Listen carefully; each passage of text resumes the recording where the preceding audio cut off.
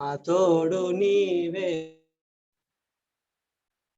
క్రమము లేని నా బ్రతుకంతా శ్రమల పాలైపోగా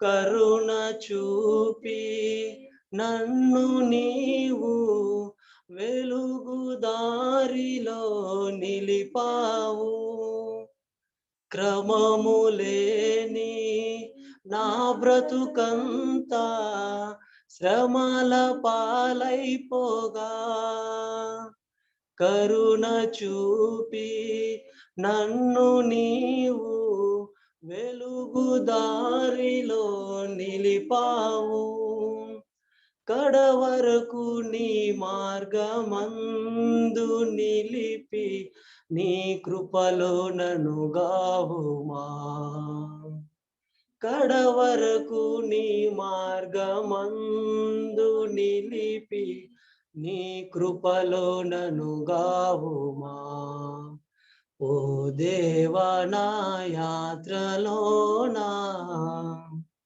నా తోడు నీవేనయా ఓ దేవా నా యాత్రలోనా నా తోడు నీవేనయా నా నీడవై నన్ను వీడక నడిపించు నా దేవా నా నీడవై నా వీడక నడిపించు నా దేవా ఓ దేవా నా యాత్రలోనా నా తోడు నీవేనయా దుప్పి నీటి వాగుల కొరకు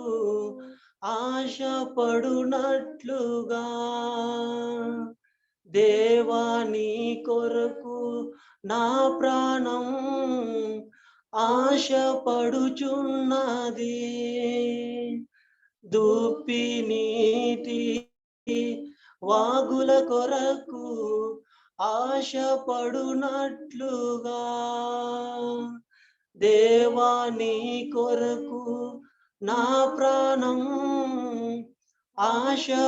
ఆశపడుచున్నది నిత్యము నీ ఆజ్ఞలందు నిలిపి నిన్ను చేరబలమీయుమా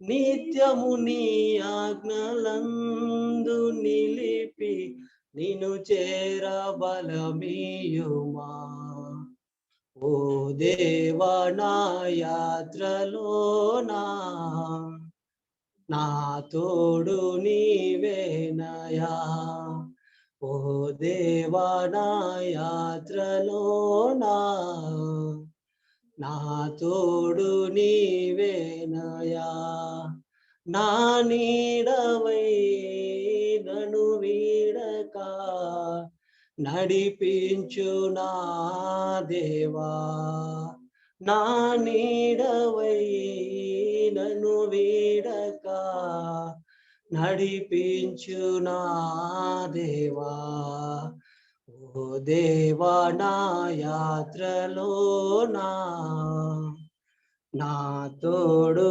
నీవేనయా థ్యాంక్ యూ అంకుల్ చాలా వందనాలయ్యా చక్కని పాట పాడి వినిపించినందుకు ప్రభునామంలో వందనాలు తెలియజేస్తూ ఉన్నాను మనం ప్రాముఖ్యమైన సమయానికి చేరువచ్చాం ఈ సమయంలో మన మధ్యలో హరీష్ బ్రదర్ ఉన్నాడు మన ప్రార్థనకు సహాయకరంగా దేవుని వాక్యాన్ని పంచుకుంటాడు దాన్ని రంగనాథ్ బ్రదరు కన్నడలోకి ట్రాన్స్లేట్ చేస్తారు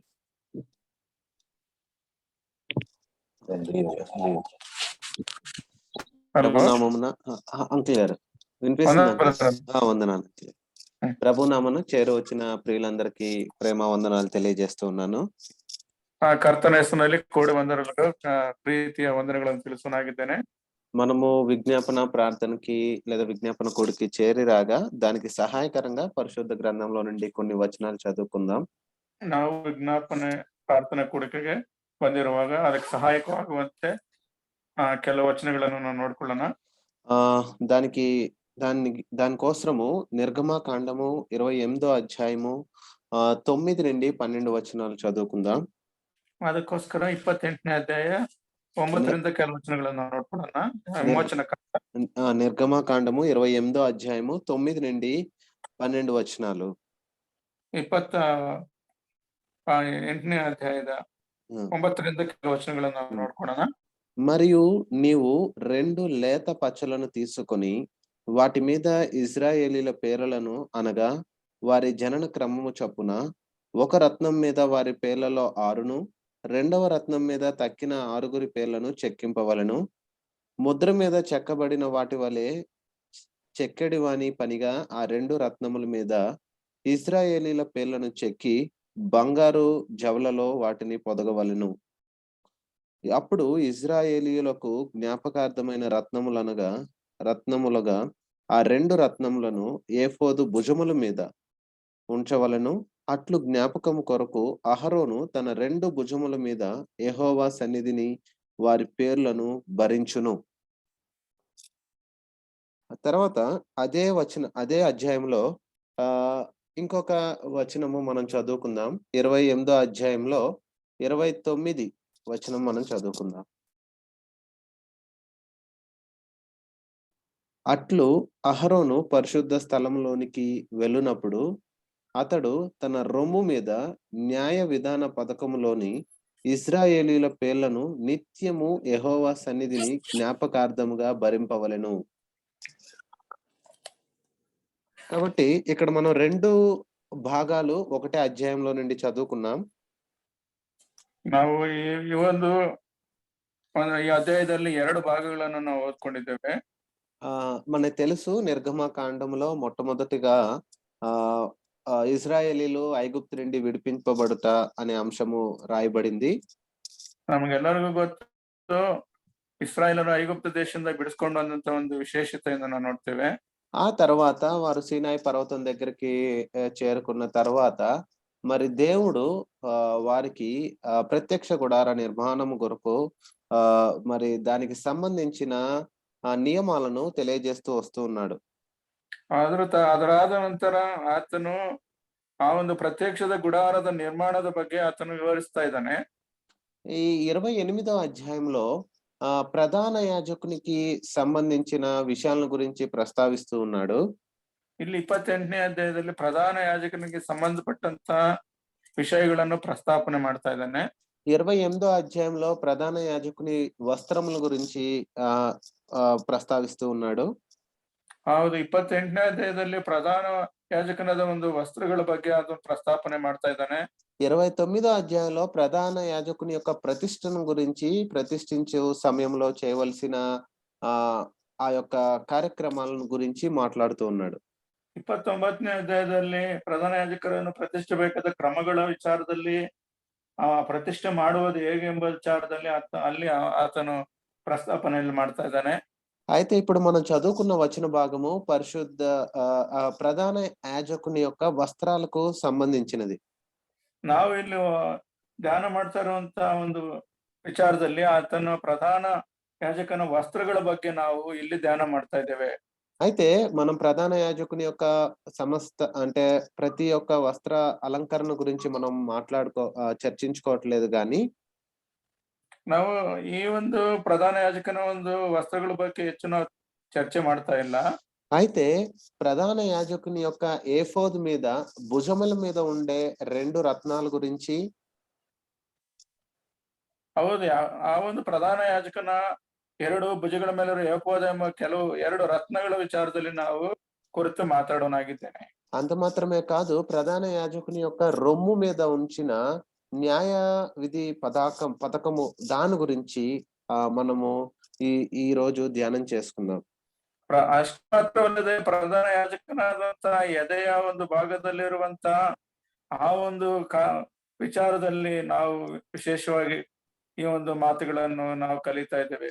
అయితే మొట్టమొదటిగా ఇక్కడ అహరోను అతని కుమారులు ప్రధాన యాజకులుగా ప్రతిష్ఠించటానికి దేవుడు మరి మోషేకి సెలవిచ్చాడు.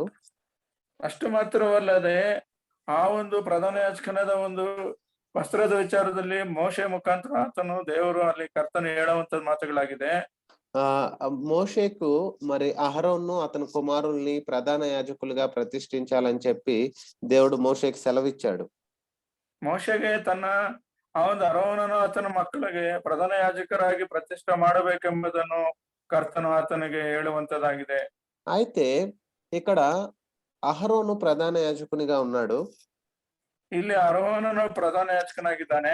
అయితే మనకి బాగా తెలుసు అహరోను ఛాయారూపకంగా ప్రధాన యాజకునిగా ఉన్నాడు. ನಮ್ಮ ಎಲ್ಲರಿಗೂ ಗೊತ್ತು ಅರೋನು ಆತನ ಛಾಯಾರೂಪವಾಗಿರುವಂತ ಪ್ರಧಾನ ಯಾಜಕನಾಗಿದ್ದಾನೆಂಬುದು ನಮ್ಮೆಲ್ಲರಿಗೂ ಗೊತ್ತು. మనము పోయిన ప్రభు దినాన మందిరంలో ధ్యానం చేసేటప్పుడు కూడా ఏ విధంగా అహరోను అతని కుటుంబీకులు ప్రధాన యాజకులుగా తమ కర్తవ్యాన్ని నెరవేర్చట్లో విఫలమయ్యారో మనం చూసుకున్నాం. ಹೌದು, ಕರ್ತನ ಒಂದು ದಿನದಲ್ಲಿ ನಾವು ಕಳೆದ ಭಾನುವಾರ ನಾವು ಆ ಒಂದು ಆರಾಧನೆಗೆ ಸಹಾಯಕವಾಗುವಂತ ಸಂದರ್ಭದಲ್ಲಿ ಕರ್ತನು ಕೊಟ್ಟಿರುವಂತ ಆ ಒಂದು ಕೆಲಸವನ್ನು ಅವರು ಸರಿಯಾದ ಕ್ರಮವಾಗಿ ಮಾಡಿಲ್ಲ ಎಂಬುದನ್ನು ನಾವು ನೋಡ್ತೇವೆ. అయితే మరి ఆ ప్రధాన యాజకుడు ఇప్పుడు పాత నిబంధనలో అహరోను ప్రధాన యాజకునిగా ఉన్నాడు. మరి నిజమైన ప్రధాన యాజకుడు మన ప్రభువైన యేసుక్రీస్తు వారు. ಇಲ್ಲಿ ಈ ಒಂದು ಪ್ರಧಾನ ಯಾಜಕರು ಆರೋನರ ಕುಟುಂಬದವರಾಗಿದ್ದಾರೆ. ನಮ್ಮ ಮಧ್ಯದಲ್ಲಿರುವಂತ ನಿಜವಾದಂತ ಕರ್ತನು ನಮ್ಮ ಕರ್ತನಾಗಿರುವಂತ ಪ್ರಧಾನ ಯಾಜಕನಾಗಿದ್ದಾನೆ. అయితే అది ఎబ్రీయులకు రాసిన పత్రిక 4వ అధ్యాయం 14వ వచనంలో రాయబడింది. ಇಬ್ರಿಯ ಬರೆದ ಪತ್ರಕ್ಕೆ 4ನೇ ಅಧ್ಯಾಯ 14ನೇ ವಚನದಲ್ಲಿ ಬರೆಯಲ್ಪಟ್ಟಿದೆ. ఆకాశ మండలము గుండా వెళ్ళిన దేవుని కుమారుడైన యేసు అను గొప్ప ప్రధాన యాజకుడు మనకు ఉన్నాడు అని రాయబడింది. 4:14 ಆಕಾಶ ಮಂಡಲವನ್ನು ದಾಟಿ ಹೋದ ದೇವಕುಮಾರದ ಯೇಸು ಎಂಬ ಶ್ರೇಷ್ಠ ಮಹಾಯಾಜಕನು ನಮಗಿರುವುದರಿಂದ ನಾವು ಮಾಡುವ ಪ್ರತಿಜ್ಞೆ ಬಿಡದೆ ಹಿಡಿಯೋಣ. కాబట్టి అక్కడ మన ప్రభువైన యేసుక్రీస్తు వారు ప్రధాన యాజకునిగా ఉన్నాడన్న విషయాన్ని మనం గుర్తించగలము. ಹಾಗಾದ್ರೆ ನಮ್ಮ ಕರ್ತನಾದ ಯೇಸು ಕ್ರಿಸ್ತನು ಶ್ರೇಷ್ಠವಾದ ಪ್ರಧಾನ ಯಾಜಕನೆಂಬುದು ಇರುವುದನ್ನು ನಾವು ಗುರುತಿಸುತ್ತೇವೆ. అయితే మనము ఇప్పుడు అహరోనుని ప్రతిష్ఠించేటప్పుడు ఆ ప్రతిష్ఠిత వస్త్రముల్లో చదువుకున్న భాగానికి తిరిగి వద్దాం. ಹೌದು, ಇಲ್ಲಿ ನಾವು ನೋಡುವಾಗ ಆರೋನ ಅವರು ಒಂದು ಪ್ರತಿಷ್ಠೆ ಮಾಡ್ತಾ ಇರುವಂತ ಒಂದು ಭಾಗವನ್ನು ನಾವಿಲ್ಲಿ ನೋಡೋಣ. అయితే ఇక్కడ దేవుడు ఏం చెప్తున్నాడంటే 2 రత్నములు తీసుకుని ఆ రత్నముల మీద 12 గోత్రముల యొక్క పేర్లు, ఒక రత్నం మీద 6 మరొక రత్నం మీద 6 పేర్లు రాయాలని చెప్తా ఉన్నాడు. ಇಲ್ಲಿ ಕೆಲವು ರತ್ನಗಳನ್ನು 2 ರತ್ನಗಳನ್ನು ತೆಗೆದುಕೊಂಡು ಒಂದು ರತ್ನದ ಮೇಲೆ 6 ಕುಲಗಳ ಹೆಸರು, ಇನ್ನೊಂದು ರತ್ನ ಮೇಲೆ 6 ಕುಲಗಳ ಹೆಸರನ್ನು ಬರಬೇಕೆಂದು ತಿಳಿಸ್ತಾ ಇದ್ದಾರೆ. ఆ 2 రత్నముల మీద అలాగా 6 గోత్రముల పేర్లు 6 గోత్రముల పేర్లు రాసిన తర్వాత ఆ రత్నాల్ని ఆ ప్రధాన యాజకుని ఏఫోదు మీద ఆ భుజముల మీద అనగా ఇక్కడ భుజముల మీద ఆ యొక్క రత్నాల్ని ఉంచాలని చెప్పి దేవుడు చెప్తూ ఉన్నాడు. ಆ ಒಂದು ಬರೆದಿರುವಂತ ರತ್ನಗಳು ಪ್ರಧಾನ ಯಾಜಕನಾದಂತ ಒಂದು ಭುಜದ ಮೇಲೆ ಅದನ್ನು ಇಡಬೇಕೆಂಬುದನ್ನು ಅಲ್ಲಿ ತಿಳಿಸುವಾತನಾಗಿದ್ದಾನೆ. కాబట్టి ఇక్కడ మనం చూసుకున్నట్లయితే అక్కడ ప్రధాన యాజకుని యొక్క భుజముల మీద 12 గోత్రముల పేర్లు 2 రత్నముల క్రింద రాయబడి ప్రధాన యాజకుని యొక్క భుజముల మీద ఉంచబడినాయి. ಅಲ್ಲಿ ಆ ಒಂದು 2 ಪ್ರಧಾನ ಯಾಜಕನಾದ 2 ಭುಜದ ಮೇಲೆ 6 ಆ ಒಂದು 2 రత్నಗಳ ಮೇಲೆ 12 గోత్రದವರ విచారದಲ್ಲಿ బరెల్పట్టిದೆ. కాబట్టి ఇక్కడ మనం చూసినప్పుడు ఎప్పుడైతే దేవుని మందిరంలోనికి ఆ ప్రధాన యాజకుడు ఆ యొక్క వస్త్రాలు ధరించి వెళ్తాడో అప్పుడు ఈ యొక్క 12 పేర్లను అనగా 12 గోత్రముల పేర్లను ప్రధాన యాజకుడు తన భుజముల మీద మోసుకొని వెళ్తూ ఉన్నాడు. ಯಾವಾಗ ಪ್ರಧಾನ ಯಾಜಕನು ಆ ಒಂದು ಆಲಯಕ್ಕೆ ಪ್ರವೇಶ ಮಾಡ್ತಾನೋ ಆ ಸಂದರ್ಭದಲ್ಲಿ 12 ಕುಲಗಳು ತನ್ನ ಭುಜದ ಮೇಲೆ ಹೊತ್ಕೊಂಡು ಮುಂದೆ ಸಾಗ್ತಾನೆ. కాబట్టి దేవుడు అక్కడ చెప్తా ఉన్నాడు 12వ వచనంలో ఇశ్రాయేలీయులకు జ్ఞాపకార్థమైన రత్నములుగా ఆ 2 రత్నములను ఏఫోదు భుజముల మీద ఉంచవలను, అట్లు జ్ఞాపకము కొరకు అహరోను తన 2 భుజముల మీద యెహోవా సన్నిధిని వారి పేర్లను భరించును అని రాయబడింది. ಆ ರತ್ನಗಳ ಹೆಗಲಿನ ಮೇಲಿರುವ ಕವಚದ ಪಟ್ಟಿಯಲ್ಲಿ ಬಿಗಿಸಬೇಕು. ಇಸ್ರಾಯೇಲ ಜ್ಞಾಪಕಾರ್ಥ ರತ್ನಗಳಾಗಿರುವವು. ಅರೋನು ಯೆಹೋವನ ಸನ್ನಿಧಿಗೆ ಹೋಗುವಾಗಲೇ ಇಸ್ರಾಯೇಲ ಕುಲಗಳ ಹೆಸರುಗಳನ್ನು ಆತನ ನಡುವೆ ತರುವುದಕ್ಕೆ ತನ್ನ 2 భుజಗಳ ಮೇಲೆ ధరిಸಿಕೊಂಡು ಹೋಗುವನು. కాబట్టి ఇక్కడ మనం చూసినట్లయితే ఆ 12 గోత్రముల వారు ఎవరు? ಇಲ್ಲಿ ನಾವು ನೋಡುವಾಗ 12 ಗೋತ್ರದವರು ಯಾರು? 12 గోత్రముల పేర్లు రాయబడిన వారు దేవుని చేత ఎన్నుకోబడిన వారు. ಹೌದು, 12 ಗೋತ್ರದವರು ಆ ಒಂದು ಹೆಸರುಗಳು ಕರ್ತನಿಂದ ಆರಿಸಲ್ಪಟ್ಟಂತ ಜನಾಂಗ. అంత మాత్రమే కాదు, దేవుని కొరకు ఆయన్ని సేవించుట కొరకు ప్రత్యేకించుకొనబడిన వారు. ಅಷ್ಟು ಮಾತ್ರ ಅಲ್ಲದೆ ಕರ್ತನಿಗಾಗಿ ಆತನ ಸೇವಿಸೋದಕ್ಕೋಸ್ಕರ ಪ್ರತ್ಯಕ್ಷಲ್ಪಟ್ಟಂತ ಜನಾಂಗ. కాబట్టి ఈ యొక్క దేవుడు ఏర్పరచుకొనిన జనాంగాన్ని మరి ఆ ప్రధాన యాజకుడు పరిశుద్ధ స్థలంలోనికి వెళ్ళినప్పుడు జ్ఞాపకార్థంగా వారిని భరించాలి. ಹೌದು, ಇಲ್ಲಿ ಪ್ರಧಾನ ಯಾಜಕನು ಆ ಒಂದು ಆಲಯದಲ್ಲಿ ಹೋಗುವಾಗ ಅದರ ಜ್ಞಾಪಕಾರ್ಥವಾಗಿ ಆತನು ಆ ಧ್ವಜದ ಮೇಲೆ ಬರೆಸ್ಕೊಂಡು ಆತನು ಹೋಗಬೇಕಾಗಿದೆ. కాబట్టి ఇక్కడ ప్రభు సన్నిధికి వెళ్ళేటప్పుడు ప్రధాన యాజకుడు ఈ 12 గోత్రముల పేర్లను అనగా 12 గోత్రముల వారిని భరిస్తూ దేవుని సన్నిధికి వెళ్తూ ఉన్నాడు. ಕರ್ತನ ಸನ್ನಿಧಾನಕ್ಕೆ ಹೋಗುವಂತ ಸಂದರ್ಭದಲ್ಲಿ ಈ ಒಂದು 12 ಗೋತ್ರದವರನ್ನು ಭರಿಸುತ್ತಾ ಆತನು ಆ ಒಂದು ಸಂದರ್ಭದಲ್ಲಿ ಆತನು ಹೋಗುವಂತನಾಗಿದ್ದಾನೆ. అయితే క్రొత్త నిబంధనలో ప్రభువైన యేసుక్రీస్తు వారు ప్రధాన యాజకుడుగా మనకు కనిపిస్తూ ఉన్నారు. ಹೊಸ ಒಡಂಬಡಿಕೆಯಲ್ಲಿ ನಮ್ಮ ಕರ್ತನಾದ ಯೇಸು ಕ್ರಿಸ್ತನ ಪ್ರಧಾನ ಯಾಜಕನಾಗಿ ಕಾಣಿಸ್ಕೊಡ್ತಾನೆ. అయితే పేతురు రాసిన మొదటి పత్రిక 2వ అధ్యాయము 9వ వచనాన్ని మనం చూసినట్లయితే, ಪೇತ್ರನು ಬರೆದಂತ 2ನೇ ಪತ್ರಿಕೆ 1ನೇ ಅಧ್ಯಾಯವನ್ನು ನೋಡುವಾಗ, పేతురు రాసిన మొదటి పత్రిక 1ನೇ ಪತ್ರಿಕೆ 2వ అధ్యాయము 9వ వచనము. ಪೇತ್ರನು ಬರೆದಂತ 1ನೇ పత్రిಕೆ 2ನೇ అధ్యాయం 9ನೇ వచన. అయితే మీరు చీకట్లో నుండి ఆశ్చర్యకరమైన తన వెలుగులోనికి మిమ్మును పిలిచిన వాని గుణాతిశయములను ప్రచురము చేయు నిమిత్తము ఏర్పరచబడిన వంశమును, రాజులైన యాజక సమూహమును, పరిశుద్ధ జనమును, దేవుని సొత్తైన ప్రజలను అయి ఉన్నారు. ఇక్కడ మనం చూసినట్లయితే మనకి అక్కడ రాజులైన యాజక సమూహము అన్న మాటను మనం చూడగలం. ಇಲ್ಲಿ ನಾವು 2:9 ನೋಡುವಾಗ ಯಾಜಕರಾದಂತ ರಾಜವಂಶಸ್ಥರಂತ ಯಾಜಕರು, ಮೀಸಲಾಂಗ ಜನವು ಎಂಬುದನ್ನು ನಾವು ನೋಡ್ತೇವೆ. అంటే మనము కూడా యాజకులుగా చేయబడ్డాము. ಆದ್ರಿಂದ ನಾವು ಸಹ ಯಾಜಕರಾಗಿ ನೇಮಿಸಲ್ಪಟ್ಟಿದ್ದೇವೆ. కాబట్టి ఇక్కడ మన మీద కూడా కొంత బాధ్యత ఉన్నది. ಆದ್ರೆ ಇದರಿಂದ ಈ ಒಂದು ವಾಕ್ಯವನ್ನು ನೋಡುವಾಗ ನಮ್ಮ ಮೇಲೆ ಸಹ ಜವಾಬ್ದಾರಿಯುತ ಒಂದು ಬಾಧ್ಯತೆ ಇದೆ. కాబట్టి మనం కూడా పరిశుద్ధ స్థలంలోనికి ప్రవేశిస్తూ ఉన్నాం. ನಾವು ಸಹ ಪರಿಶುದ್ಧವಾದ ಸ್ಥಳದಲ್ಲಿ ಪ್ರವೇಶ ಮಾಡ್ತೇವೆ. ఎలాగా ప్రధాన యాజకుడు మాత్రమే పరిశుద్ధ స్థలంలోనికి వెళ్ళగలడు, కానీ ఇప్పుడు మరి యాజకులు పరిశుద్ధ స్థలంలోనికి ఎలా వెళ్ళగలరన్న ఆ సందేహం మీకు రావచ్చు. ಹೌದು, ಹೇಗೆ ಪ್ರಧಾನ ಯಾಜಕರು ಆ ಒಂದು ಸ್ಥಳಕ್ಕೆ ಪ್ರವೇಶ ಮಾಡ್ತಾರೆ ಎಂಬ ವಿಚಾರದಲ್ಲಿ ನಿಮಗೆ ಸಂದೇಹ ಬರಬಹುದು. అయితే దేవుడు ప్రభువైన యేసుక్రీస్తు వారు సిలువలో జరిగించిన కార్యము జరిగించినప్పుడు ఆ యొక్క అడ్డుతెర పై నుండి కిందకి చినిగినట్లుగా మనము చదువుకుంటాం. ಹೌದು, ನಮ್ಮ ಕರ್ತನಾದ ಯೇಸುಕ್ರಿಸ್ತನ ಶಿಲುಬೆ ಮೇಲೆ ತನ್ನ ಮರಣವನ್ನು ಸಂಪೂರ್ಣ ಸಮರ್ಪಣೆ ಮಾಡಿದಾಗ ಆ ಒಂದು ದೇವಾಲಯದ ತೆರೆ ಅರೆಯಲ್ಪಡ್ತ ಎಂಬುದನ್ನು ನಾವು ನೋಡ್ತೇವೆ. ఇప్పుడు ప్రభువైన యేసుక్రీస్తు ద్వారా మనము తన కృపాసనాన్ని చేరుకుంటూ ఉన్నాం. ನಾವು ಆ ಒಂದು ತೆರೆಯ ಇದರಿಂದ ನಾವು ನಮ್ಮ ಕರ್ತನಾದ ಕೃಪಾಸನದಲ್ಲಿ సాగువరాగి ಹೋಗುವ ಒಂದು అవకాಶ ನಮಗೆ ಕೊಟ್ಟಿದ್ದಾರೆ. అయితే ఇంతకు ముందు ప్రధాన యాజకుడు ఒక్కసారి మాత్రమే వెళ్ళటానికి అవకాశం ఉండేది. ಇದಕ್ಕೆ ಹಿಂದೆ ನಾವು ನೋಡುವಾಗ ಪ್ರಧಾನ ಯಾಜಕ ಒಂದು ಸಾರಿ ಮಾತ್ರ ಹೋಗ್ಲಿಕ್ಕೆ ಅವಕಾಶ ಇತ್ತು. కానీ ఇప్పుడు మనం ఎప్పుడు పడితే అప్పుడు ఏ సమయం అన్నా తేడా లేకుండా ప్రభు యొక్క కృపాసనాన్ని, దేవుని యొక్క కృపాసనాన్ని ప్రభువైన యేసుక్రీస్తు ద్వారా మనము కృపాసనం యొద్దకు చేరి వస్తున్నాం. ಹಾಗಾದ್ರೆ ನಾವು ಈಗ ನೋಡೋದಾದ್ರೆ ನಾವು ಆತನ ಕೃಪಾಸನದಲ್ಲಿ ಯಾವಾಗ ಬೇಕಾದ್ರೂ ಹೋಗ್ಲಿಕ್ಕೆ ನಮ್ಗೆ ಒಂದು ಅವಕಾಶ ಉಂಟೆಂಬುದನ್ನು ನಾವು ನೋಡ್ತೇವೆ. కాబట్టి మనము కూడా పరిశుద్ధ స్థలములో పరిచర్య చేయువారమై ఉన్నాము. ನಾವು ಸಹ ಪರಿಶುದ್ಧರ ಜೊತೆಯಲ್ಲಿ ಸಹ ಆತನ ಸೇವೆ ಮಾಡ್ಲಿಕ್ಕೆ ನಾವು ಸಹ ಇಲ್ಲಿ ಇದ್ದೇವೆ ಎಂಬುದನ್ನು ನಾವು ಮರಿಬಾರದು. కాబట్టి భుజము మీద 2 రత్నాలు, ಭುಜದ ಮೇಲೆ 2 రత్నಗಳು. అంటే భుజము ఎప్పుడు కూడా భద్రతకి మరియు బలానికి సూచనగా ఉన్నది. ಭುಜವು ಯಾವಾಗಲೂ ಭದ್ರತೆಗೆ ಮತ್ತು ಬಲಕ್ಕೆ ಸೂಚಿಸುವಂತ ಸೂಚನೆಯಾಗಿದೆ. లూకా సువార్త 15వ అధ్యాయంలో మనకు ఒక ఉపమానం ఉన్నది. ಲೂಕನ ಸುವಾರ್ತೆಯಲ್ಲಿ 15ನೇ ಅಧ್ಯಾಯದಲ್ಲಿ ನಾವು ಒಂದು ಉಪಮಾನ ಇದೆ.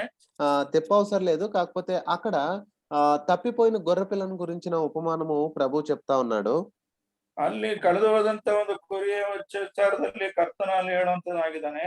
అయితే 100 గొర్రెల్లో ఒక గొర్రె తప్పిపోయింది. మరి ఆ యొక్క కాపరి 99 గొర్రెలను విడిచిపెట్టి ఆ ఒక్క గొర్రెను వెతకటానికి వెళ్ళాడు. ಹೌದು, ಆ ಒಂದು ಕುರುಬನು 100 ಕುರಿಗಳಲ್ಲಿ ಒಂದು ಕುರಿ ತಪ್ಪು ಹೋಗಿದೆ, ಅದನ್ನು ಹುಡುಕುತ್ತಾ ಹೋಗ್ತಾ ಇದ್ದಾನೆ ಎಂಬುದನ್ನು ನಾವು ನೋಡ್ತೇವೆ. అయితే ఆ తప్పిపోయిన గొర్రె దొరికినప్పుడు మరి ఆ యొక్క కాపరి ఆ గొర్రెను తన భుజముల మీద ఉంచుకొని మరి తీసుకొని వస్తున్నట్లుగా మనం అక్కడ ఆ యొక్క సన్నివేశాన్ని లేదా ఆ యొక్క సందర్భంలో మనం చూడగలం. ಹೌದು, ತಪ್ಪಿ ಹೋಗಿರುವಂತಹ ಕುರಿ ಸಿಕ್ಕಿದ ಮೇಲೆ ಆತನು ತನ್ನ ಭುಜದ ಮೇಲೆ ಅದನ್ನು ಹೊತ್ಕೊಂಡು ಆತನು ತೆಗೆದುಕೊಂಡು ವಾಪಸ್ ಬರುವಂತದ್ದನ್ನು ನಾವು ನೋಡ್ತೇವೆ. కాబట్టి అక్కడ మనం చూసినట్లయితే ఆ భుజములు బలానికి లేకపోతే ఎంతో భద్రంగా ఆ యొక్క గొర్రె ఆ యొక్క కాపరి యొక్క భుజాల మీద వాలినట్లుగా లేకపోతే అక్కడ ఉన్నట్లుగా మనం చూడగలం. ಆ ಕುರಿ ಎಷ್ಟೋ ಭದ್ರತೆಯಿಂದ ಆ ಬಲವಾಗಿರುವಂತ ಭುಜದ ಮೇಲೆ ಅದೆಷ್ಟು ಸಂರಕ್ಷಣೆಯಿಂದ ಅದು ತೆಗೆದುಕೊಂಡು ಬರುವಂತದ್ದನ್ನಾಗಿದೆ ನಾವು ನೋಡ್ತೇವೆ. కాబట్టి ఎప్పుడు భుజములు భద్రతకి మరియు బలానికి సూచనగా ఉన్నాయి. ಯಾವಾಗಲೂ ನಮ್ಮ ಭುಜಗಳು ಭದ್ರತೆಗೆ ಮತ್ತೆ ಆ ಒಂದು ಭದ್ರತೆ ಮತ್ತು ಅದು ವಿಶೇಷವಾದ ರೀತಿಯಲ್ಲಿ ನಮ್ಮನ್ನು ನಡೆಸುವಂತದ್ದಾಗಿದೆ ಅಂತ ನಾವು ನೋಡ್ತೇವೆ. కాబట్టి ఇక్కడ మనం గమనించినట్లయితే ప్రధాన యాజకుని యొక్క భుజముల మీద 2 రత్నాలు ప్రభువు తన పిల్లల్ని ఎప్పుడూ కాపాడేవాడు అనగా ప్రధాన యాజకుడైన అసలైన నిజమైన ప్రధాన యాజకుడైన మన ప్రభువు తన బలము చేత తన పిల్లల్ని ఎప్పుడు భద్రపరిచేవాడు అన్న విషయాన్ని మనం గుర్తుంచుకోవాలి. ಇಲ್ಲಿ ಈ ಒಂದು 2 ರತ್ನಗಳನ್ನು ನಾವು ಕುರಿತು ಧ್ಯಾನ ಮಾಡುವಾಗ ಆತನು ತನ್ನ ಭುಜದ ಮೇಲೆ ಭದ್ರತೆಯಿಂದ ಬಲದ ಮುಖಾಂತರ ನಮ್ಮನ್ನು ಸಂರಕ್ಷಿಸ್ತಾನೆ ಎಂಬುದನ್ನು ನಾವು ಯಾವತ್ತೂ ಮರೆಯಬಾರದು. ఎంత ఆదరణకరమైన మాటలు ఇవి. ఇవి ಎಷ್ಟು ఆదరణీయವಾದ మాటలు ఇవాగిವೆ. ఒక విశ్వాసి యొక్క జీవితము మరి ఎంత భద్రపరచబడింది, మరి ఎంతటి బలశూరుడైన ఆ ప్రభువు మన యొక్క జీవితాన్ని ఏ విధంగా తన యొక్క భుజముల పైన భద్రపరిచాడన్న ఆ తలంపు ఎంత సంతోషాన్ని ఆదరణ మనకి ఇస్తుంది. ಹೌದು, ಒಂದು ವಿಶ್ವಾಸಿಯಾದಂತ ನಾವು ಆತನ ಒಂದು ಭುಜದ ಮೇಲೆ ಆ ಭದ್ರತೆ ಮತ್ತು ಬಲ ಅಶೂರನಾಗಿರುವ ಕರ್ತನನ್ನು ನಾವು ಆ ಒಂದು ಭದ್ರತೆ ಮತ್ತೆ ಬಲದ ಮೇಲೆ ಇದೆಯೋ ಅಂದ್ರೆ ಎಷ್ಟೋ ವಿಶೇಷವಾದಂತ ಮಾತುಗಳಾಗಿದೆ. అయితే ఇందులో నుండి ఒక అంశాన్ని మన ఆచరణాత్మకంగా మీకు తెలియచేయాలని ఆశపడుతూ ఉన్నాను. ಇಲ್ಲಿ ನಾನು ಒಂದು ಅಂಶವನ್ನು ವಿಶೇಷವಾದ ರೀತಿಯಲ್ಲಿ ಆಚರಣಾತ್ಮಕವಾದಂತ ಮಾತುಗಳನ್ನು ತಿಳಿಸಕ್ಕೆ ನಾನು ಇಷ್ಟಪಡ್ತೇನೆ. అయితే ఇక్కడ మనము కూడా యాజకులమని ఇప్పుడు చదువుకున్నాం. ಇಲ್ಲಿ ನಾವು ಓದಿದಂತ ಭಾಗದಲ್ಲಿ ನಾವು ಸಹ ಯಾಜಕರೆಂಬುದನ್ನು ನಾವು ಇಲ್ಲಿ ఓదిదేవే. అయితే మనం కూడా పరిశుద్ధ స్థలంలో మనము పరిచర్య చేస్తున్నామని అంటే కృపాసనాన్ని చేరుతున్నామని మనం చదువుకున్నాం.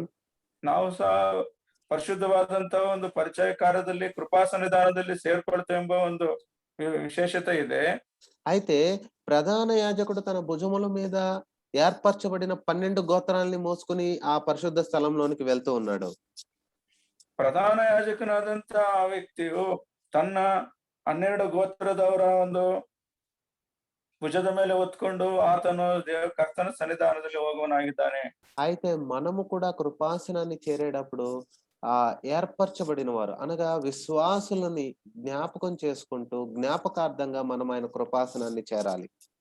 ನಾವು ಸಹ ಆರಿಸಲ್ಪಟ್ಟಂತವರು ವಿಶ್ವಾಸಿಗಳಾಗಿ ನಾವು ಅನೇಕರನ್ನು ಜ್ಞಾಪಕಪಡಿಸಿಕೊಂಡು ಆತನ ಕೃಪಾ ಸನ್ನಿಧಾನದಲ್ಲಿ ನಾವು ಹೋಗಬೇಕಾಗಿದೆ. ఎందుకంటే తోటి విశ్వాసులను గురించిన బాధ్యత మనకున్నది. ಯಾಕಂದ್ರೆ ನಮ್ಮ ಸಹೋದರ ವಿಶ್ವಾಸಿಗಳ ಒಂದು జవాబుదారితవాదంత కార్య నమ్మలు ఎಷ್ಟో ಇದೆ. కాబట్టి మనం ప్రభు సన్నిధికి చేరి వచ్చేటప్పుడు కేవలం మన గురించి మనం ప్రార్థన చేయటం కాదు, కానీ ఏర్పరచబడిన వారు లేదా ప్రత్యేకింపబడిన వారు పిలువబడిన వారైన విశ్వాసులను జ్ఞాపకార్థంగా ఆయన కృపాసనాన్ని చేరి మన ప్రార్థనలో వారి కొరకు మనము జ్ఞాపకం చేసుకోవాలి. ಯಾಕಂದ್ರೆ ನಮಗೋಸ್ಕರ ನನಗೋಸ್ಕರ ಪ್ರಾರ್ಥನೆ ಮಾಡಕ್ ನಾವು ಬಂದಿಲ್ಲ, ನಮ್ಮ ಸಹೋದರರು ನಮ್ಮ ವಿಶ್ವಾಸಿಗಳ ಕುರಿತು ಅವ್ರಿಗೋಸ್ಕರ ವಿಜ್ಞಾಪನೆ ಪ್ರಾರ್ಥನೆ ಮಾಡ್ಲಿಕ್ಕೆ ನಾವು ಕೂಡಿ ಬಂದಿದ್ದೇವೆ. కాబట్టి ఆ ఆదరణ అంటే మనము ప్రభువు ఖచ్చితంగా వాళ్ళ బిడ్డల కొరకు భద్రతను దాచి ఉంచాడన్న విషయాన్ని మనం జ్ఞాపకం ఉంచుకోవాలి. ಯಾಕಂದ್ರೆ ನಮ್ಮ ಕರ್ತನಾದಂತಹ ಒಂದು ತನ್ನ ಮಕ್ಕಳಿಗೆ ವಿಶೇಷವಂತ ಭದ್ರತೆಯನ್ನು ಇಟ್ಟಿದ್ದಾರೆ ಎಂಬುದನ್ನು ನಾವು ಜ್ಞಾಪಕ ಮಾಡ್ಕೊಳ್ಬೇಕು. ఇప్పుడు మనం భద్రపరచబడ్డాము. మరి కడవరి దినాల్లో మనము ప్రత్యక్షపరచబడతాము. ಇವಾಗ ನಾವು ಭದ್ರತೆಯಿಂದ ಇರುವಂತ ಕಾರ್ಯವಾಗಿದೆ. ಮತ್ತೆ ಆತನ ಬರುವ ದಿನಗಳಲ್ಲಿ ನಾವು ಆತನ ಹತ್ರ ನಾವು ఎత్తలపಡುವಂತರಾಗಿದ್ದೇವೆ. కాబట్టి మనం ప్రభు సన్నిధిని చేరే ప్రతిసారి కూడా ఏర్పరచబడిన వారు అనగా పరిశుద్ధుల కొరకు, మన తోటి విశ్వాసుల కొరకు మనం ప్రార్థించే వారిగా ఉండాలి. ನಾವು ಪ್ರತಿ ಸಂದರ್ಭದಲ್ಲಿ ಕರ್ತನ ಸನ್ನಿಧಾನದಲ್ಲಿ ಬರುವಾಗ ನಮ್ಮ ಜೊತೆ ವಿಶ್ವಾಸಿಗಳಿಗೋಸ್ಕರ, ಸೇವಕರುಗಳಿಗೋಸ್ಕರ ನಾವು ಪ್ರಾರ್ಥನೆ ಮಾಡ್ಲಿಕ್ಕೆ ನಾವು ಯಾವತ್ತು ಇಲ್ಲಿ ಬಂದಿದೆ ಎಂಬುದನ್ನು ನಾವು ಮರೆಯಬಾರದು. అనగా మన భుజముల మీద తోటి విశ్వాసుల యొక్క బాధ్యత ఉంచబడింది. ನಮ್ಮ ಭುಜಗಳ ಮೇಲೆ ನಮ್ಮ ಜೊತೆ ವಿಶ್ವಾಸಿಗಳ ಒಂದು ಬಾಧ್ಯತೆಯನ್ನು ನಮ್ಮ ಮೇಲೆ ಇಟ್ಟಿದೆ ಎಂಬುದನ್ನು ನಾವು ಅದನ್ನು విశేషవాదంతో ఎణిసಬೇಕಾಗಿದೆ. కాబట్టి మన భుజముల మీద ఉన్న బాధ్యతను మనము సరిగ్గా నెరవేరుస్తున్నామా, నిర్వర్తిస్తున్నామా మనం పరీక్షించుకోవాలి. ನಮ್ಮ ಭುಜಗಳ ಮೇಲೆ ಇರುವಂತ ಒಂದು ಬಾಧ್ಯತೆಯನ್ನು ಸರಿಯಾಗಿ ನೆರವೇರಿಸ್ತಾ ಇದೀವೋ ಇಲ್ಲೋ ಎಂಬುದನ್ನು ನಾವೇ ಪರೀಕ್ಷೆ ಮಾಡ್ಕೊಳ್ಬೇಕು. అయితే ఇప్పుడు నిర్గమకాండం 28వ అధ్యాయంలో మనం చదువుకున్న 2వ వచన భాగానికి తిరిగి వద్దాం. ವಿಮೋಚನ ಖಂಡದಲ್ಲಿ ಬರೆಯಲ್ಪಟ್ಟಂತ ಓದಿದಂತ ಭಾಗದಿಂದ 2ನೇ ಭಾಗವಾಗಿ ನಾವು ನೋಡ್ಲಿಕ್ಕೆ ಬರೋಣ. అక్కడ 29వ వచనంలో మరి ప్రధాన యాజకుడు పరిశుద్ధ స్థలంలోనికి వెళ్ళినప్పుడు తన రొమ్ముపై న్యాయ విధాన పథకము అనగా ఆ న్యాయ విధాన పథకంలో 12 రత్నములు అమర్చబడి ఉన్నాయి. అది ఆయన యొక్క రొమ్ము మీద ఉంచుకొని మరి నిత్యము యెహోవా సన్నిధిని వారి పేర్లను భరింపవలనని రాయబడింది. ಹೌದು, ಇಲ್ಲಿ ನಾವು ನೋಡುವಾಗ ಆತನು ತನ್ನ ಮೇಲೆ ಇಸ್ರಾಯೇಲರ ಕುಲಗಳ ಹೆಸರುಗಳ ಪತ್ರದಿಂದ ಅರೋನನ ಪವಿತ್ರ ಸ್ಥಾನಕ್ಕೆ ಹೋಗುವಾಗೆಲ್ಲ ಆ ಹೆಸರುಗಳ ನಿತ್ಯ ಯೆಹೋವನ ನೆನಪಿಗೆ ತರೋದಕ್ಕಾಗಿ ತನ್ನ ಹೃದಯ ಮೇಲೆ ವಹಿಸುವನು. ದೈವ ನಿರ್ಣಯವನ್ನು ತಿಳಿಸುವ ವಿಚಾರದಲ್ಲಿ ಆತನು ತನ್ನ హృదయದ ಮೇಲೆ వహిಸುವಂತನಾಗಿದ್ದಾನೆ. కాబట్టి ఇక్కడ ప్రధాన యాజకుని రొమ్ము మీద 12 రత్నాలు, ಪ್ರಧಾನ ಯಾಜಕನದ ಹೃದಯದ ಮೇಲೆ 12 ಕುಲದವರು ನಾವು ನೋಡ್ತೇವೆ. ఆ ప్రతి రత్నము కింద ఒక్కొక్క గోత్రం పేరు, ಪ್ರತಿ ರತ್ನದ ಮೇಲೆ ಒಂದೊಂದು ಗೋತ್ರದ ಹೆಸರು. ఆ రొమ్ము మీద ఉన్న ఈ 12 గోత్రముల పేరు నిత్యము యెహోవా సన్నిధిని ఆ ప్రధాన యాజకుడు భరించాలి. ಆ ಒಂದು ಹೃದಯದ ಮೇಲೆ ಬರೆದಿರುವಂತ ರತ್ನದ ಮೇಲೆ ಬರೆದಿರುವಂತ ಈ ಕುಲಗಳ 12 ಕುಲಗಳನ್ನು ನಿತ್ಯವೂ ಕರ್ತನ ಸನ್ನಿಧಾನದಲ್ಲಿ ಆತನ ತೆಗೆದುಕೊಂಡು ಹೋಗಿ ಬರ್ಸಬೇಕಾಗಿದೆ. అయితే మనకి రొమ్ము అంటే తెలుసు, మన యొక్క చెస్ట్.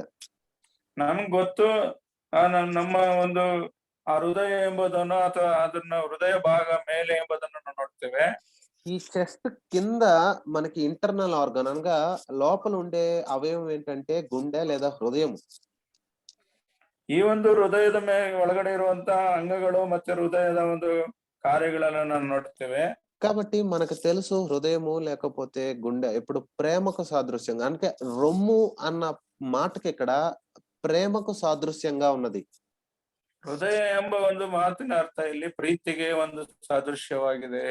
కాబట్టి ఆ యొక్క హృదయము మీద 12 గోత్రముల పేర్లు, ఆ హృదయದ ಮೇಲೆ 12 ಗೋತ್ರದ ಹೆಸರುಗಳು. అంటే చాలా ఆ యొక్క హృదయానికి చాలా దగ్గరగా అనగా రొమ్ము మీద ఆనుకొని ఆ 12 గోత్రాలు ఉన్నాయి. ಯಾಕಂದ್ರೆ ಹೃದಯದ ಬಹಳ ಹತ್ತಿರವಾದಂತ ಹೃದಯದ ಮೇಲೆ 12 ಗೋತ್ರದ ಹೆಸರುಗಳಿದೆ ಎಂಬುದನ್ನು ನಾವು ನೋಡ್ತೇವೆ. అది మరి అక్కడ 12 గోత్రాలు ఇప్పుడే చదువుకున్నాం. యెహోవా దేవుని కొరకు ప్రత్యేకింపబడిన జనాంగం అని చదువుకున్నాం. 12 ಗೋತ್ರಗಳ ವಿಚಾರದಲ್ಲಿ ನಾವು ನೋಡಿದ್ದೇವೆ ಕರ್ತನಿಗೆ ಪ್ರತ್ಯೇಕಿಸಲ್ಪಟ್ಟಂತ ಒಂದು ಜನಾಂಗ. అయితే ఇక్కడ మరి ఆ 12 రత్నములు మరి మనకి అనగా ఈ నూతన నిబంధనలో రక్షింపబడిన మనకి సాదృశ్యంగా ఉన్నాయి.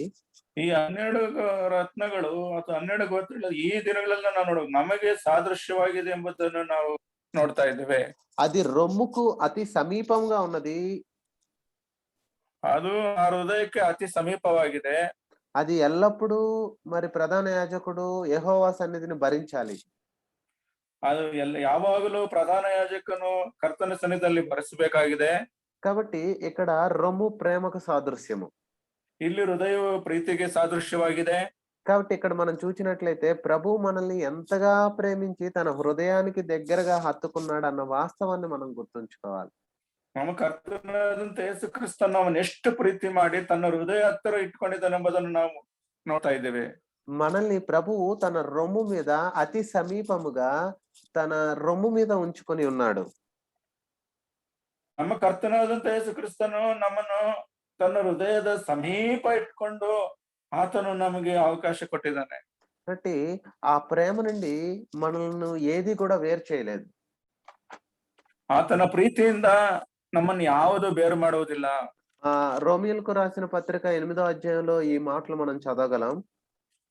ರೋಮ ಬರೆದ ಪತ್ರಿಕೆ 8ನೇ ಅಧ್ಯಾಯದಲ್ಲಿ ನಾವು ಈ ಮಾತುಗಳನ್ನು ನೋಡ್ತೇವೆ. 35వ వచనం ఒకసారి చదువుదాం. 35ನೇ ವಚನ ಒಂದ್ಸರ್ತಿ ನಾವು ಓದೋಣ. క్రీస్తు ప్రేమ నుండి మనలను ఎడబాపు వాడెవడు? ಕ್ರಿಸ್ತನ ಪ್ರೀತಿಯಿಂದ ನಮ್ಮನ್ನು ಅಗಲಿಸುವರು ಯಾರು?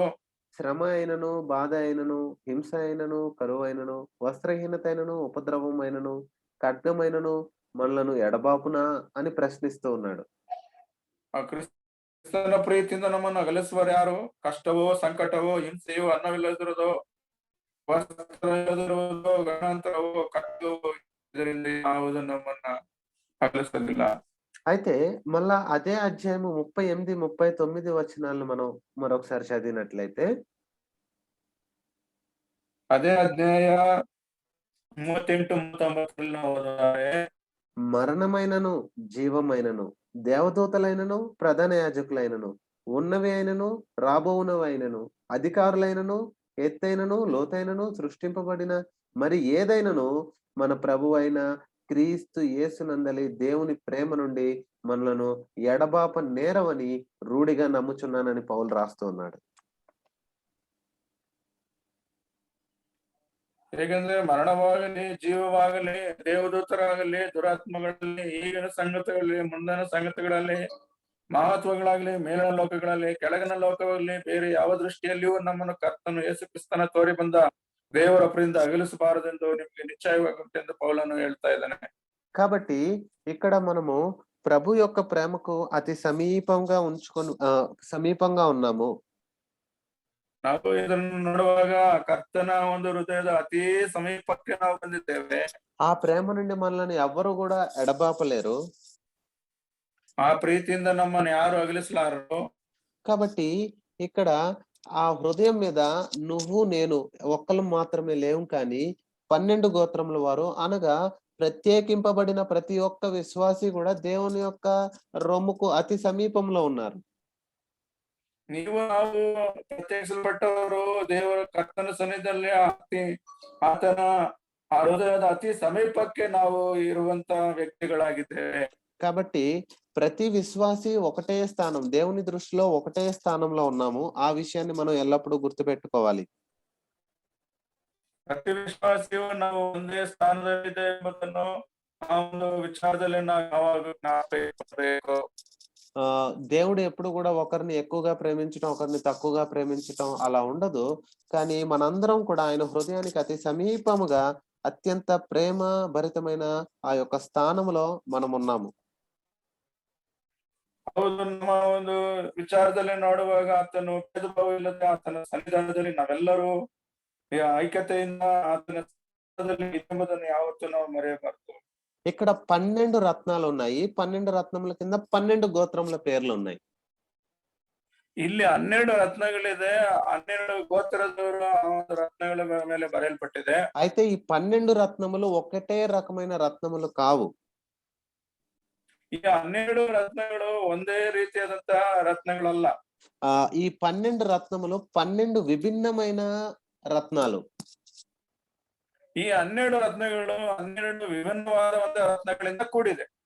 మనము నిర్గమాకాండము 28వ అధ్యాయము 17, 18, 19 వచనాలు గనక మనం చూసుకున్నట్లయితే అక్కడ ఈ 12 విభిన్నమైన రత్నాలు ఏంటని అక్కడ పేర్లతో సహా దేవుడు రాయించి ఉంచాడు. 28ನೇ ಅಧ್ಯಾಯದಲ್ಲಿ 17, 18, 19 ವಚನಗಳಲ್ಲಿ ವಿಭಿನ್ನವಾದಂತಹ ರತ್ನಗಳೆಂಬ ಕರ್ತನಲ್ಲಿ ಬರೆಸಲ್ಪಟ್ಟಿದೆ ಎಂಬುದನ್ನು ನೋಡ್ತೇವೆ. కాబట్టి విభిన్నమైన రాళ్ళు ఒక్కొక్క గోత్రానికి సాదృశ్యంగా ప్రధాన యాజకుని యొక్క రొమ్ము మీద ఉంచబడ్డాయి.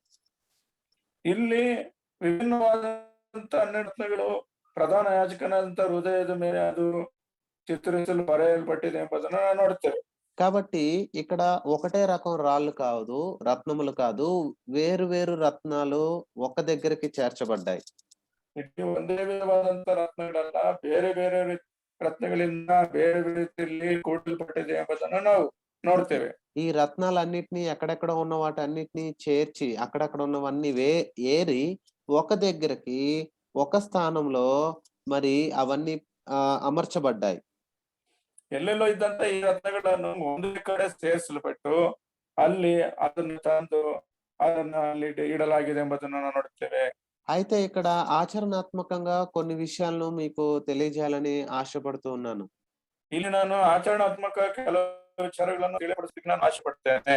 అయితే ఇక్కడ మనము కూడా సంఘములో మరి అనేక రకములైన విశ్వాసులు అనగా విశ్వాసులు వేరు వేరు చోట్ల నుండి వేరు వేరు గుంపుల్లో నుండి దేవుడు ఎన్నుకున్నాడు. ಹೌದು, ಸಭೆಯಲ್ಲಿ ವಿಶ್ವಾಸಿಗಳಾದ ನಾವು ವಿಧ ವಿಧವಾದಂತ ವಿಧವಾದಂತ ಕಾರ್ಯಗಳಿಂದ ನಾವು ಸಭೆಗೆ ಬರೋರಾಗಿದ್ದೇವೆ. అయితే ఇక్కడ సంఘము ఒకటే, సంఘములో ఉన్న విశ్వాసులు మాత్రము వేరు వేరు గుంపుల్లో నుండి వేరు వేరు భాషలు మాట్లాడే వారిలో నుండి అలాగ దేవుడు తన అనాథకాల సంకల్పం చేత ఎన్నుకొనబడిన వారు.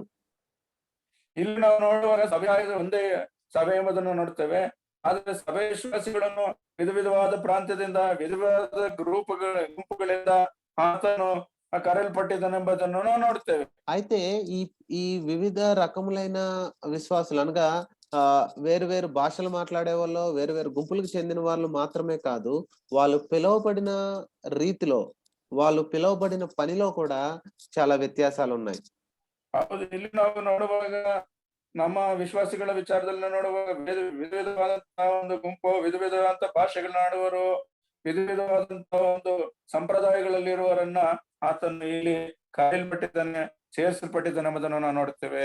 కొంతమంది పలానా రీతిలో పిలువబడతారు, మరి కొంతమంది వేరొక రీతిలో దేవుని యొద్దకు పిలువబడతారు. ಕೆಲವರು ವಿಧ ವಿಧವಾದ ರೀತಿಯಲ್ಲಿ ವಿಚಾರದಲ್ಲಿ ಕರೆಯಲ್ಪಡ್ತಾರೆ, ಇನ್ನು ಕೆಲವರನ್ನ ಇನ್ನೊಂದು విధದಲ್ಲಿ కరెయల్పట్టంత వ్యక్తిಗಳಾಗಿದ್ದೇವೆ.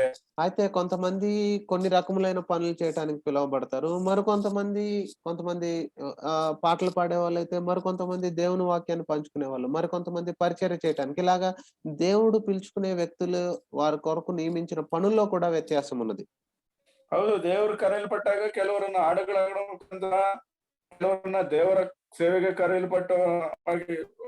ಕರೆಯಲ್ಪಟ್ಟಂತ ಉಪಯೋಗಿಸಿಕೊಳ್ಳುವಂತಾಗಿದ್ದಾನೆ. ಕೆಲವರನ್ನು ವಿಧ ವಿಧವಾದ ರೀತಿಯಲ್ಲಿ ತನ್ನ ಕಾರ್ಯಕ್ಕೆ, ತನ್ನ ಸಭೆ ಕಾರ್ಯಗಳಿಗೆ ಉಪಯೋಗಿಸುವಂತ ಕರ್ತನಾಗಿದ್ದಾನೆ. ఎలాగైతే ఈ విభిన్నమైన రాళ్ళు రొమ్ము మీద ఒకటిగా చేర్చబడ్డాయో, ಹೇಗೆ ಎಲ್ಲಾ ರೀತಿಯಾದಂತ ವಿಭಿನ್ನವಾದಂತ ಆತ್ಮಗಳು, ಕಲ್ಲುಗಳು ಅಲ್ಲಿ ಬಂದು ಆ ಒಂದು ಆ ಹೃದಯದ ಒಂದು ಮೇಲೆ ಅದು ಶೇಖರಿಸಲ್ಪಟ್ಟಿದೆಯೋ, అలాగే మన ప్రభు యొక్క ప్రేమలో వివిధ విధాలుగా పిలువబడిన మనం కూడా ఒకటిగా చేయబడ్డాం. ಹಾಗೆ ನಮ್ಮ ಕರ್ತನಂತ ಒಂದು ಪ್ರೀತಿಯಿಂದ ನಾವೆಲ್ಲರೂ ವಿಧ ವಿಧ ರೀತಿಯಲ್ಲಿ ಕಲ್ಪಟ್ಟು ಆತನ ಸನ್ನಿಧಾನದಲ್ಲಿ ನಾವು ಆರಿಸಿಕೊಂಡಿದ್ದೇವೆ ಎಂಬುದನ್ನು ನಾವು ನೋಡ್ತೇವೆ. కాబట్టి ఇక్కడ ప్రభుకి ప్రతి రత్నము విలువైనదే. ಇಲ್ಲಿ ಕರ್ತನಿಗೆ ಪ್ರತಿ ರತ್ನವು ಬಹಳ ಬೆಲೆಯುಳ್ಳದೆ. ప్రతి రత్నము గురించిన విశిష్టమైన సంగతి ప్రభువుకి తెలుసు. ಪ್ರತಿ ಒಂದು ರತ್ನದ ವಿಚಾರದಲ್ಲಿ ವಿಶಿಷ್ಟತೆ ಒಂದು ಆತನಿಗೆ, ಕರ್ತನಿಗೆ ತಿಳಿದವನಾಗಿದ್ದಾನೆ. అలాగే పిలువబడిన ప్రతి ఒక్క విశ్వాసి గురించి దేవునికి తెలుసు. ಹಾಗೆ ಕರೆಯಲ್ಪಟ್ಟಂತ ಪ್ರತಿಯೊಂದು ವಿಶ್ವಾಸಿಯು ಕರ್ತನಿಗೆ ಗೊತ್ತುಂಟು. యోహాను సువార్త 10:3 చూస్తే పేరును పెట్టి పిలిచిన వాడు మన ప్రభు అని చెప్పి మనం చూడగలం. ಯೋಹಾನ 10ನೇ ನಾವು ನೋಡುವಾಗ ಹೆಸರು ಹಿಡಿದು ಕರೆದಿದ್ದಾನೆ ಎಂಬುದನ್ನು ನಾವು ನೋಡ್ತೇವೆ. కాబట్టి ఆయన ప్రతి విశ్వాసిని పేరు పెట్టి పిలిచాడు, అలాగే ప్రతి విశ్వాసి కూడా ఆయనకి ప్రత్యేకమైన వాడే. ಪ್ರತಿಯೊಬ್ಬ ವಿಶ್ವಾಸಿ ಆತನು ಹೆಸರು ಹಿಡಿದು ಕರೆದ ಆತನ ಪ್ರತಿ ವಿಶ್ವಾಸಿ ಆತನಿಗೆ ಶ್ರೇಷ್ಠವಾದಂತವರೇ. కాబట్టి ఇక్కడ ప్రధాన యాజకుడు ఆ 12 రత్నములు అనగా 12 గోత్రములు తన హృదయమును పెట్టుకుని పరిశుద్ధ స్థలంలో వారిని భరించాలి అని ప్రభు ఇక్కడ రాయించి ఉంచాడు. ಹೌದು, ಇಲ್ಲಿ ಪ್ರಧಾನ ಯಾಜಕನು 12 ಗೋತ್ರದವರನ್ನ ತನ್ನ ಹೃದಯದಲ್ಲಿ ಇಟ್ಕೊಂಡು ಅವರನ್ನ ಭರಿಸಬೇಕೆಂಬುದನ್ನು ಕರ್ತನಲ್ಲಿ ಬರೆಸಲ್ಪಟ್ಟಿದ್ದಾರೆ. కాబట్టి మనము కూడా అనగా నూతన నిబంధనలో యాజక సమూహమైన మనము కూడా ఆయన సన్నిధిని చేరేటప్పుడు మరి పిలువబడి ప్రత్యేకింపబడిన ప్రజలను అనగా విశ్వాసులను మనం కూడా మన హృదయము మీద భరించాలి. మన హృదయం మీద భరించుకుని ఆయన సన్నిధికి చేరి రావాలి. ನಾವು ಸಹ ಹೊಸ ಒಡಂಬಡಿಕೆ ಅನುಸಾರವಾಗಿ ಕರೆಯಲ್ಪಟ್ಟಂತವರು, ಆರಿಸಲ್ಪಟ್ಟಂತವರು, ಆತನ ಸೇವೆಗೆ ಕರೆಯಲ್ಪಟ್ಟಂತ ನಾವು ಸಹ ಇತರರ ವಿಶ್ವಾಸಿಗಳನ್ನ ಕುರಿತು ಅವರ ವಿಚಾರದಲ್ಲಿ ನಾವು ಬಾಧೆಗಳನ್ನು ಅನುಭವಿಸಿ ಅವ್ರಿಗೋಸ್ಕರ ನಾವು ಪ್ರೀತಿಯನ್ನು ತೋರಿಸೋರಾಗಿರ್ಬೇಕು. హృదయం మీద పెట్టుకుని రావటం అంటే అది ప్రేమతో వారి కొరకు ప్రార్థన చేయాలి. ಹೃದಯ ಮೇಲೆ ಅದನ್ನ ಇಟ್ಕೊಳ್ಬೇಕಂದ್ರೆ ಪ್ರೀತಿಯಿಂದ ಅವ್ರಿಗೋಸ್ಕರ ನಾವು ಪ್ರಾರ್ಥನೆ ಮಾಡ್ಬೇಕು. తోటి విశ్వాసుల కొరకు ప్రార్థన చేయట ఒక పని కాదు, కానీ ప్రేమ, వారి పట్ల మనకున్న ప్రేమను దేవుని యొద్ద వ్యక్తపరచటం. ಜೊತೆ ವಿಶ್ವಾಸಿಗಳಿಗೋಸ್ಕರ ನಾವು ಪ್ರಾರ್ಥನೆ ಮಾಡಬೇಕು. ಅದಕ್ಕೆ ನಾವು ಅವ್ರಿಗೆ ಪ್ರೀತಿಯನ್ನು ತೋರಿಸಬೇಕಾಗಿದೆ. కాబట్టి ప్రేమతో ప్రతి విశ్వాసి కొరకు ఏ విధంగా అయితే ప్రతి రత్నము విభిన్నమైనదో, ప్రతి రత్నము విశిష్టమైనదో, అలాగే మనం ప్రేమతో ప్రతి విశ్వాసి కొరకు ప్రత్యేకంగా ప్రార్థన చేయాలి. ಪ್ರೀತಿಯಿಂದ ಹೇಗೆ ವಿವರಿಸಲ್ಪಟ್ಟಿದೆಯೋ ಹಾಗೆ ಪ್ರೀತಿ ವಿಶ್ವಾಸದಲ್ಲಿ ನಾವು ನೋಡ್ತೇವೆ. ಹೇಗೆ ಆ ಒಂದು ರತ್ನವು ಆ ಒಂದು ಹೃದಯದಲ್ಲಿ ಬರೆಯಲ್ಪಟ್ಟಿದೆಯೋ ಹಾಗೆ ನಾವು ಇತರ ವಿಶ್ವಾಸಿಗಳನ್ನು ಪ್ರೀತಿಯಿಂದ ನಾವು ಭರಿಸಬೇಕಾಗಿದೆ. కాబట్టి ఇక్కడ మనం చూసుకున్నట్లయితే మనము తోటి విశ్వాసుల కొరకు మరి బాధ్యతతో ప్రార్థన చేయాలి. అంత మాత్రమే కాదు, ప్రేమతో ప్రత్యేకంగా ప్రతి విశ్వాసి కొరకు ప్రార్థన చేయాలి. ನಾವು ಇಲ್ಲಿ ಈ ವಿಚಾರದಲ್ಲಿ ನಾವು ನೋಡ್ತೇವೆ, ಪ್ರೀತಿಯಿಂದ ನಾವು ಜೊತೆ ವಿಶ್ವಾಸಿಗಳಿಗೋಸ್ಕರ ಪ್ರಾರ್ಥನೆ ಮಾಡಬೇಕು. ಆತನ ಪ್ರೀತಿ ತೋರಿಸುತ್ತಾ ಅವ್ರಿಗೋಸ್ಕರ ನಾವು ಅವರ ಹೆಸರು ಹೇಳಿ ನಾವು ಪ್ರಾರ್ಥನೆ ಮಾಡಬೇಕಾಗಿದೆ. కాబట్టి ఈ పేరున ప్రార్థన చేయటం అనేది మనం ఆ ప్రతి విశ్వాసిలో ఉన్న విశిష్టతను ఎప్పుడైతే గుర్తిస్తామో, వారిలో ఉన్న బాధలను ఎప్పుడైతే గుర్తిస్తామో, వారు ఎదుర్కొంటున్న సమస్యలను ఎప్పుడైతే గుర్తిస్తామో, అప్పుడే ఈ యొక్క ప్రార్థన ప్రభు సన్నిధిలో మనం చేయగలం. ವಿಶ್ವಾಸಿಗಳ ಒಂದು ಅವರ ಭಾರವನ್ನು, ಅವರ ಒಂದು ಕಷ್ಟಗಳನ್ನು ನಾವು ಸಹಿಸಿಕೊಳ್ಳುವಾಗ, ಅವರ ಬಾಧ್ಯತೆಯನ್ನು ನಾವು ಬರುವಾಗ ಅವ್ರಿಗೋಸ್ಕರ ಪ್ರೀತಿಯಿಂದ ಪ್ರಾರ್ಥನೆ ಮಾಡಿದಾಗ ನಾವು ಅದರ ವಿಶೇಷತೆಯನ್ನು ನೋಡುವರಾಗಿದ್ದೇವೆ. కాబట్టి సంఘంలో చేరి వచ్చే మన ప్రతి ఒక్కరము మన తోటి విశ్వాసుల యొక్క స్థితిగతుల గురించి తెలుసుకొని ఉండాలి. వారి కొరకు ప్రేమతో దేవుని యొక్క సన్నిధిలో నిరంతరము వారి కొరకు ప్రార్థన చేసేవారు. ఎందుకంటే అక్కడ నిత్యము అన్న పదం రాయబడింది కాబట్టి నిత్యము వారి కొరకు మనం ప్రార్థించే వారంగా ఉండాలి. ಸಭೆಗೆ ಬರುವಂತ ಪ್ರತಿಯೊಬ್ಬರ ಕಷ್ಟ ಸುಖಗಳನ್ನ ವಿಚಾರದಲ್ಲಿ ನಾವು ಅರ್ಥವರಾಗಿರ್ಬೇಕು. ಅವ್ರಿಗೋಸ್ಕರ ಪ್ರತಿನಿತ್ಯವೂ ನಾವು ಪ್ರಾರ್ಥಿಸೋರಾಗಿರ್ಬೇಕು. కాబట్టి ఇక్కడ మనం చూసినట్లయితే విశ్వాసుల పట్ల దేవుడు మనకిచ్చిన బాధ్యతను, ప్రేమను మనం జ్ఞాపకం చేసుకుని మనం కృపాసనాన్ని చేరిన ప్రతిసారి వారి కొరకు ప్రార్థన చేయాలి. ಕರ್ತನು ನಮ್ಗೆ ಕೊಟ್ಟಿರುವಂತ ಈ ಬಾಧ್ಯತೆಯನ್ನು ನಾವು ವಿಶೇಷವಾದ ತಿಳಿದು ನಮ್ಗೆ ಕೊಟ್ಟಿರುವಂತಹ ಒಂದು ಪ್ರೀತಿಯಿಂದ ಅವ್ರಿಗೋಸ್ಕರ ನಾವು ಕರ್ತನ ಸನ್ನಿಧಾನದಲ್ಲಿ ಬರುವಾಗೆಲ್ಲ ಅವ್ರಿಗೋಸ್ಕರ ನಾವು ಮೊರೆ ಇಟ್ಟು ಪ್ರಾರ್ಥಿಸೋರಾಗಿರ್ಬೇಕು. ఇంత మాత్రమే కాదు, ప్రధాన యాజకుడు ప్రత్యక్ష గుడారం లోపల ఉన్నాడు. ఈ జనాంగం అంతా కూడా ప్రత్యక్ష గుడారము వెలుపట ఉన్నారు. ಇಷ್ಟು ಮಾತ್ರದಲ್ಲೇ ಪ್ರಧಾನ ಯಾಜಕನು ಗುಡಾರದ ಒಳಗಡೆ ಇದ್ದಾನೆ. ಅಷ್ಟು ಮಾತ್ರದಲ್ಲ, ಇವೆಲ್ಲಾ ವಿಶ್ವಾಸಿಗಳು ಪ್ರಧಾನ ಆ ಒಂದು ಗುಡಾರದ ಆಚೆ ಇದ್ದಾರೆ. అయితే ఒక కోణంలో చూసినప్పుడు ప్రత్యక్ష గుడారంలో ఉన్న ప్రధాన యాజకుడు ఎన్నుకొనబడిన వారు అయితే, ప్రత్యక్ష గుడారం బయట ఉన్నవారు ఎన్నుకోబడని వారుగా మనము ఒక కోణంలో చూడవచ్చు. ಇಲ್ಲಿ ನಾವು ಎರಡು ಕೋಣದ ವಿಚಾರದಲ್ಲಿ ನಾವು ನೋಡ್ತೇವೆ. ಒಂದು ಕೋಣದಲ್ಲಿ ನಾವು ನೋಡುವಾಗ ಆ ಒಂದು ಪ್ರಧಾನ ಯಾಜಕನು ಗುಡಾರದ ಒಳಗಡೆ ಇರುವಂತ ಪ್ರಧಾನ ಯಾಜಕನಾಗಿದ್ದಾನೆ, ಆರಿಸಲ್ಪಟ್ಟಂತನು. ಇನ್ನೊಂದು ನಾವು ನೋಡುವಾಗ ಆ ಗೋಡೆಯ ಆ ಒಂದು ಆಚೆ ಆ ಒಂದು ಆ ಒಂದು ಆಚೆ ಇರುವಂತ ಒಂದು ವಿಶ್ವಾಸಿಗಳನ್ನ ನಾವು ನೋಡ್ತೇವೆ. అయితే అనగా ఏర్పరచబడిన మనము అనగా ప్రత్యక్ష గుడారంలో ఉన్న మనము ఏర్పరచబడిన వారు అనగా లోకంలో ఉన్న అన్యుల కొరకు కూడా మరి ప్రత్యక్ష గుడారంలో మనం ప్రార్థించవలసిన వారంగా ఉన్నాం. ಆರಿಸಲ್ಪಟ್ಟಂತ ನಾವು ಆರಿಸಲ್ಪಡದೇ ಇರುವಂತ ವ್ಯಕ್ತಿಗಳಿಗೋಸ್ಕರ, ಲೋಕದಲ್ಲಿರುವಂತ ವ್ಯಕ್ತಿಗಳಿಗೋಸ್ಕರ ನಾವು ಪ್ರಾರ್ಥಿಸೋರಾಗಿರ್ಬೇಕು. కాబట్టి ఇక్కడ 3 విషయాలు మీకు నేను ఈ దినం మీతో పంచుకొని ఉన్నాను. 3 విచారಗಳನ್ನು ನಿಮ್ಮ మధ్య హంచుకుంటున్నానే. మొట్టమొదటిగా తోటి విశ్వాసుల యొక్క బాధ్యతను మన భుజముల మీద ఉంది, మనం భరించాలి. ಹೌದು, ಮೊಟ್ಟಮೊದಲನೇದಾಗಿ ಜೊತೆ ವಿಶ್ವಾಸಿಗಳನ್ನ ನಮ್ಮ ಭುಜಗಳ ಮೇಲೆ ಅವರ ವಿಚಾರದಲ್ಲಿ ನಾವು ಭರಿಸಬೇಕಾಗಿದೆ. తోటి విశ్వాసుల యొక్క ఒక బాధ్యత మన హృదయం మీద ప్రేమతో ఉంచబడింది, దాన్ని మనం ప్రేమించాలి.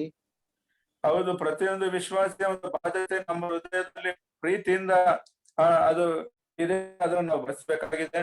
కాబట్టి కృపాసనాన్ని చేరిన ప్రతిసారి తోటి విశ్వాసుల కొరకు బాధ్యతతో ప్రేమతో మనము విజ్ఞాపన చేయాలి. ಹೌದು, ಕೃಪಾಸನ್ನಿಧಾನದಲ್ಲಿ ನಾವು ಹೋಗುವಂತ ನಾವು ಎಷ್ಟೋ ಬಾಧ್ಯತೆಯಿಂದ, జవాబుదారీంద ಅವ್ರಿಗೋಸ್ಕರ ನಾವು ప్రార్థిస్తున్నాగిರಬೇಕು. అంత మాత్రమే కాదు, మూడవదిగా వెలుపట ఉన్న వారి కొరకు అనగా అన్యుల కొరకు, ఇంకను ఏర్పరచబడని వారి అంటే రక్షింపబడని వారి కొరకు మనము ఎంతో బహు దుఃఖంతో ప్రార్థించవలసిన వారంగా ఉన్నాము. ಅಷ್ಟೇ ಅಲ್ಲದೆ ಈ ಅನ್ಯರಿಗೋಸ್ಕರ, ಇನ್ನು ಯಾರು ಆರಿಸಲ್ಪಡದೇ ಇರುವಂತವ್ರಿಗೋಸ್ಕರ ಎಷ್ಟೋ ವೇದನೆಯಿಂದ ನಾವು ಪ್ರಾರ್ಥನೆ ಮಾಡಬೇಕಾಗಿದೆ. దేవుడి మాటలు దీవించును గాక. ಕರ್ತನ ವಾಕ್ಯಗಳನ್ನು ಆಶೀರ್ವದಿಸಲಿ.